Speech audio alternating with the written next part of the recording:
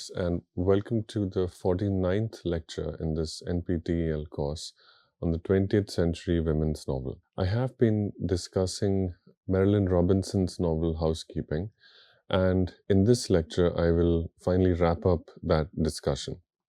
So, in the previous lecture, I ended by reading the longest quote thus far from the novel, and I concluded with the discussion of how the novel invites us to inhabit a third or a gray space between two extremes of black and white. One of these extremes can be equated with ideas and experiences of permanence and a full immersion and dedication and obedience to the labor of housekeeping. The opposite extreme can be equated with the ideas and experiences of transience, which is to say, a refusal to engage in the labor of housekeeping leads to not the preservation or the permanence of the implied or the assumed house, but rather its degeneration, its fall into dirt, decay, disrepair, and finally, all of this culminates in this experience of a space not as stable and secure, but rather as something which dissolves or is on the process of dissolving and decaying. It is this experience and this idea that I'm calling transience. So between permanence and the effort to create a permanent domestic space through the labor of housekeeping, between that extreme and the other extreme, which is the refusal to engage in the labor of housekeeping and thereby create the domestic space or give the domestic space an impression of transience. Between these two extremes, the novel invites us to inhabit a third space. It is this space in which Sylvie does things which incorporate aspects of both of these experiences. That is, in the way in which Sylvie inhabits the house, we get the impression that the house is both permanent and transient. And in the way in which Sylvie engages in cleaning the house, we get this idea that Sylvie is both accepting some of the responsibilities of keeping the house, so to speak, but she's also refusing a lot of these responsibilities. So it's both a case of neither and both. And it is this frequent shuttling between these two extremes that the novel invites us to imagine a subjectivity, a particularly a female and woman-centric subjectivity, and from that to imagine a universal conception of humanity as it is shaped through the kinds of relations that material objects produce among human beings in the second half of the 20th century, especially in the nation that the United States was shaping up to be at that time. I will continue this discussion with these ideas, with this dialectical frame as a guiding framework. So, a little bit later in the novel, the narrator Ruth describes to us this experience of being asked to write down and recite and to write about, and more importantly, recite a particular poem. This poem is Emily Dickinson's poem, I Heard a Fly Buzz When I Died. Now, those of you who know Dickinson's work know that Dickinson did not give titles, and usually the poems have become famous from their first lines and from their memorable first lines. A more specific and accurate way of labeling poems is by specific bibliographical markers. So this poem, however, it's among Dickinson's most famous and beloved poems. So it is actually referred to as if it was written with the title, that is, I Heard a Fly Buzz When I Died. The fact that Ruth describes a memory of having been asked to recite this poem in school tells us a lot about the kind of interpretive and emotional world that Marilynne Robinson is creating. This is especially important because around the time, and a few years after Robinson published this novel, she published an essay in the New York Review of Books in which she wrote about the legacy and the inheritance and the burden of 19th century American literature, and especially the work of writers like Herman Melville, Henry David Thoreau, and Ralph Waldo Emerson. This tradition of writers and the relationship with commodities that they encouraged readers to adopt felt to Robinson to be somewhat limiting and something of a burden. As opposed to this, Dickinson proposes a different relationship and proposes to develop and inaugurate through her own writing as well as by the reading of writers from an alternative tradition. And in this alternative tradition, we can very persuasively and very usefully place Emily Dickinson. So, what is this dialogue between a male tradition of 19th century American writers and Dickinson? And how is this dialogue articulated in terms of relationship to objects? And what can we learn from this dialogue about, and how can we create an interpretive frame for reading Housekeeping? So I'll do this in three steps. I'll read a couple of poems by Dickinson, very quickly offer some commentary on them, and then give some examples of how these two poems encourage a way of thinking about objects and commodities, which is different from that of other writers. So the first poem that I'll read is the one that Marilynne Robinson cites directly in the novel Housekeeping. I'll read this poem. This in an indirect way comments on transience. It invites readers to think about human mortality, about death, not as a great tragic event or not as an end or an absolution or annihilation, but rather as a specific kind of change in the perception of time and space. Let us read the Dickinson poem and then I'll offer some comments. Dickinson writes, "I heard a fly buzz when I died. The stillness in the room was like the stillness in the air. Between the heaves of storm, the eyes around had wrung them dry, and breaths were gathering firm for that last onset when the king be witnessed in the room. I willed my keepsakes, signed away what portion of me be assignable, and then it was there interposed a fly with blue, uncertain, stumbling buzz between the light and me. And then the windows failed, and then I could not see to see." So, in some ways, this is an extremely powerful but also almost impossible poem. It seeks to describe an experience which is very universal, but it is also an experience which comes with the dissolution of consciousness. And so, while the impending or the looming nature of death features in a lot of literature, the experience or the moment of death is something that is seen as a moment of absolute negation.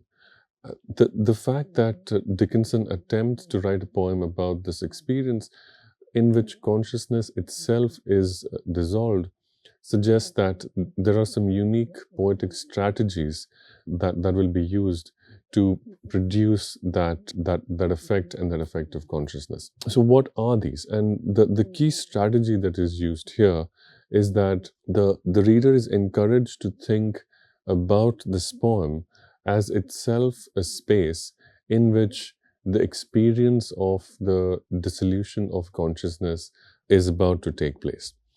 And this idea of encouraging readers to treat the poem, which in some ways is really a unit of time. A poem becomes real in direct proportion to the amount of time we give to reading it. And I'm not speaking about the interpretive process, which can go on and on.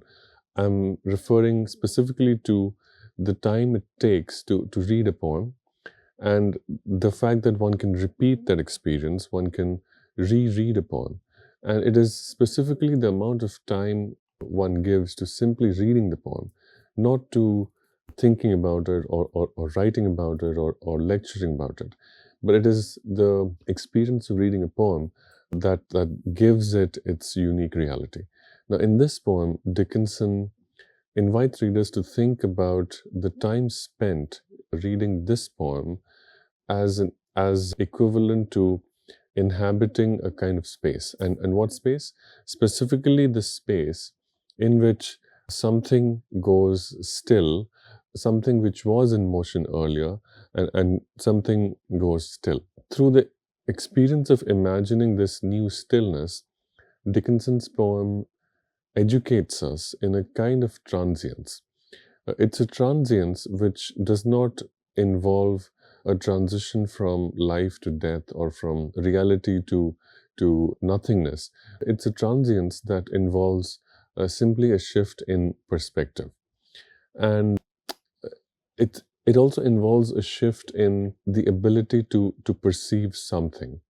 And it's the sound of the fly buzzing, a very, very unremarkable, something that is very ordinary, and yet something which assumes a momentous significance as the speaker of this poem is about to undergo this experience which involves the final and tragic dissolution of her consciousness. So the lesson that I take from Robinson's choice to refer directly to this poem by Emily Dickinson is that it educates readers in two things. On one hand, death is a common theme across this poem. There are several generations of women, and Ruth's grandmother's death is a remarkable and quite powerful event. It shapes the way the rest of the novel is perceived.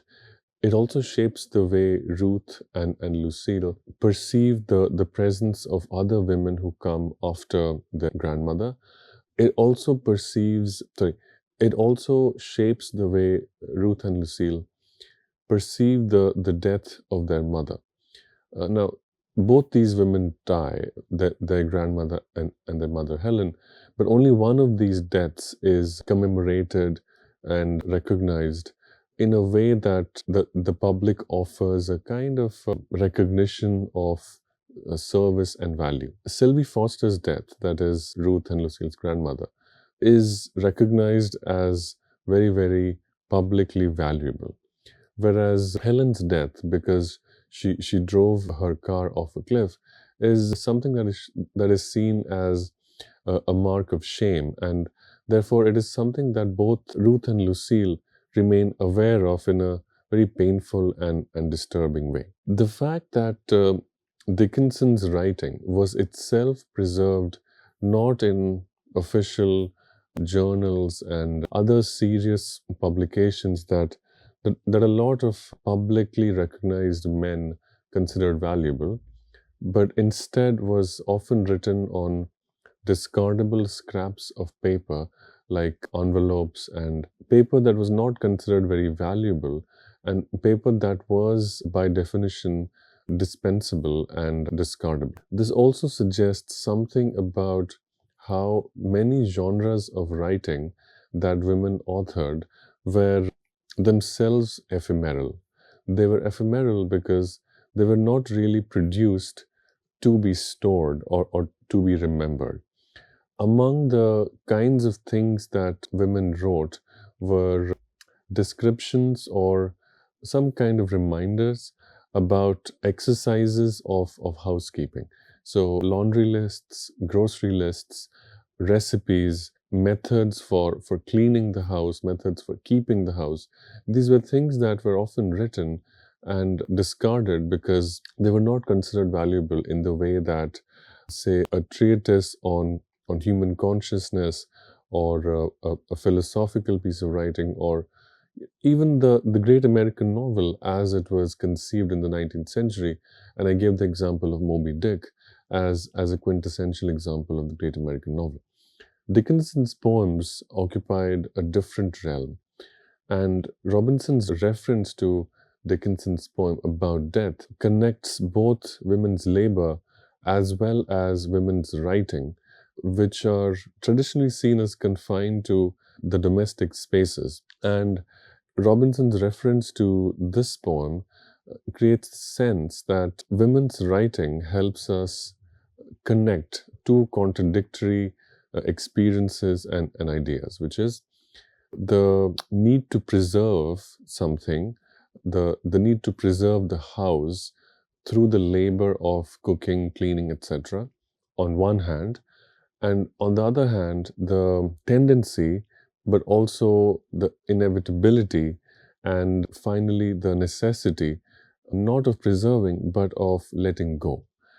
Both of these impulses exist often in the same action, that of writing.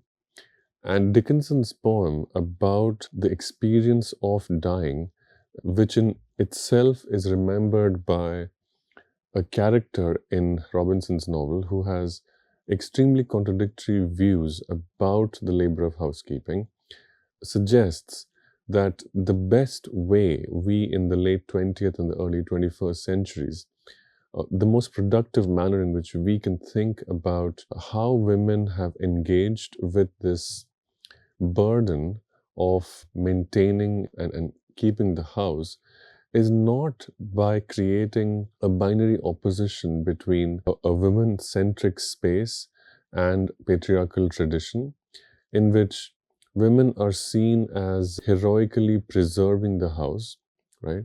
This is not the most productive. Rather, more productive than this is to think of women's writing as embodying this twin impulse.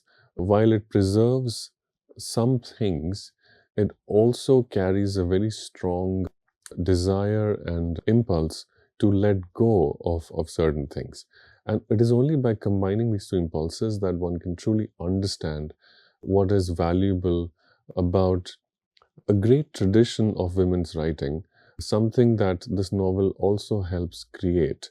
Emily Dickinson in the 19th century and Marilynne Robinson herself in the 1980s. Now, there's another poem which I have got from Amy Hungerford's account of Marilynne Robinson's novel. This is also by Dickinson, and this speaks much more directly to the kind of description of objects and materiality that we find in housekeeping. This is poem number 1071 and was published in the year 1866. This is not as famous as I Heard a Fly Buzz, so it has to be identified by bibliographical markers. But this is how the poem reads. Perception of an object costs precise the object's loss. Perception in itself is a gain, replying to its price. The object absolute is not. Perception sets it fair and then upbraids a perfectness that situates so far. So this is a very telling poem because it's written in the middle, roughly in the middle of the 19th century, a time when, as I mentioned in some of my earliest lectures, we find some of the most powerful articulations of a dialectical nature of thinking. A dialectical nature of thinking in which the transience of a commodity and its material nature, both of them are understood to coexist, and this coexistence is theorized as part of an important historical development in the evolution of social relationships between different communities of human beings. That is to say, in Marx's Das Kapital, we have this theorization of the commodity fetish as signifying changing relationships between the workers, the business owners, and the newly emerging class of the bourgeoisie. So, roughly around the same time that Marx is writing about the immaterial nature of the commodity and the way the perception of the commodity and the different valuations of the commodity, which in itself emerges from its perception by different communities, different individuals, gives it its value. gives more value to the commodity than what physically or intrinsically exists in the commodity. We find a different theorization which reaches essentially a similar conclusion but is written from a different context. And that context is that of the confinement or the presence of women to or in the domestic private spaces of the very, very privileged, but also in some ways bourgeois domestic space.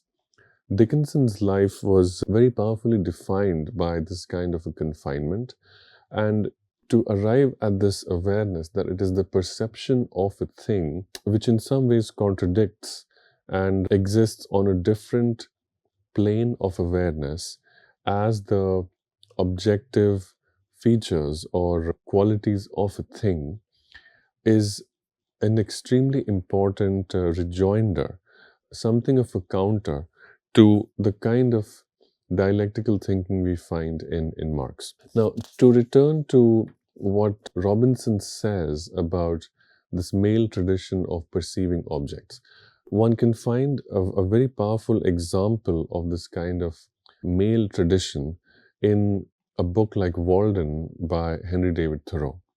Now, Walden is in some ways a revolutionary text. It is written by a person who decides to make some very bold decisions, who decides to leave civilization and to remove himself from the industrial trappings of modernity, because he finds that there's a lot of hypocrisy, there's a lot of double standards in the way modern life is structured and lived, and decides to move to a small cottage by a pond, that is Walden Pond, which is around 20 or 30 miles outside of Boston, and decides to live there, decides to grow his own food and sustain himself solely by his own labor and by the conditions around that cottage. From this experience of removing himself from society, Thoreau writes this book, and it was seen as a great intellectual document, a great philosophical reflection of sorts. There are contradictions, however, and towards the late 20th and early 21st centuries, many scholars, and especially feminist scholars, have identified that what Thoreau calls his saintly existence or his austere and somewhat bare and minimalist existence, or his return to nature, or return to a purer form of human existence, minus the trappings of industrial modernity, actually relied on some very basic and fundamental and indispensable acts of domestic labor, a lot of which were performed by women. So, for instance, it was very well known that he used to come and get his laundry done from time to time by people, and these people, in many cases, were women. There is very, very funny and comedic representation of this contradiction in the recently produced TV series called Dickinson, which I think is streaming on Apple TV. I think in the very first season, Dickinson, who's very, very inspired by everything that Thoreau has written and the kind of hype that surrounds Thoreau's Walden, decides to visit Thoreau because she's so inspired by what he's writing. And when he goes there, she finds out that he's scrambling to have his laundry sent to Boston and done and washed and returned to him. And it sort of proves to be a very important learning experience for the young Emily Dickinson. And Robinson's point is that there is no such thing as a rejection of objects or a removal from objects or a denial of industrial modernity in order to return to a more purer form of human existence. That dream, if ever it can be sustained, will always be a masculine or a male dream.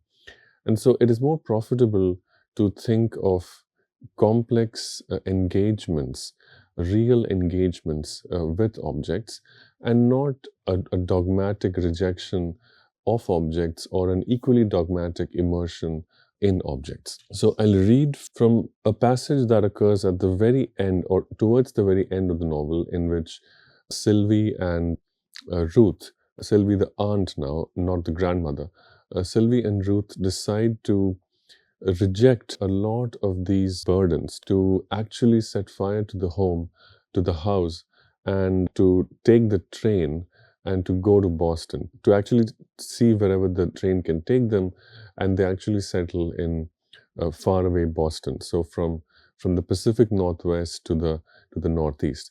But more important than the actual movement or the actual destination is the manner in which the narrator invites us to think about this rejection and the movement. Sylvie and I could not leave that house, which was stashed like a brain, a reliquary, its relics to be poured and sorted and parceled out among the needy and the parsimonious of Fingerbone. For even things lost in a house abide, like forgotten sorrows and incipient dreams, and many household things are of purely sentimental value, like the dim coil of thick hair saved from my grandmother's girlhood, which was kept in a hat box on top of the wardrobe, along with my mother's grey purse. In the equal light of disinterested scrutiny, such things are not themselves. They are transformed into pure object and are horrible and must be burned. So this is on page 209 of my edition, and this comes at a time when both these characters realize that they have reached a sort of breaking point in their continually strained relations, not with objects, but with a society that refuses to have an expanded or capacious version of women and their relation to household objects, so that they might be able to accept that for a lot of women, the refusal to maintain house in conventional ways might be the most meaningful response. And so there is a rejection to, there's a rejection of that responsibility to maintain house. And I will end with another description in which, and this is around the middle of the novel, when the novel begins to educate us in a sort of impermanence of the house. But this impermanence is brought home to us through a description of the permeability of the boundaries of the house. The narrator tells us that the house in which these three generations of women had lived, and in which the action of the novel, so to speak, begins. The novel begins with a description of the permanence of the house. We get an impression of permanence because the narrator begins by saying that this house was built by my grandfather, and three generations of our family, all women, have lived in that house. Our grandparents died, and I and my sister were born, and we were cared for by successive generations of women who either died, fled, or were uneasy with this responsibility to care for us. So this implies that the same space which has given shelter and which has provided a space to live, a stable, secure space of habitation to three generations of women, must be remarkable for its permanence. This is how the novel begins. The novel ends with a description of these two women, Ruth and Lucille, having left the house, and the only two people who are finally left as custodians of the house, Sylvie and Ruth, deciding to burn the house down and leave. So by the time the novel ends, we get this sense that the house is actually nothing, that its solidity was a kind of illusion, that it is a purely transient and destructible thing. These two extremes, however, invite us to think through them, and not as either of them being more true. Both of them are true. That is the point. And the description that brings home to us the duality of this awareness is a sentence on page 97, and I'll read more from this in the next lecture, but I want to end here with this very powerful phrase. Ruth writes, as the narrator, Sylvie, I knew, felt the life of perished things, things that will perish, things that are in the process of perishing, and aspects of things that appear to be solid but have perished. All of these three things are very much a part of Sylvie's awareness and Sylvie's operation. And the novelist Marilynne Robinson uses all of these ideas, rolls all of them into a very, very poignant awareness of what things mean and how people are to live in the late 20th century. I'll continue this discussion and wrap up my thoughts on this novel in the next lecture. Thank you.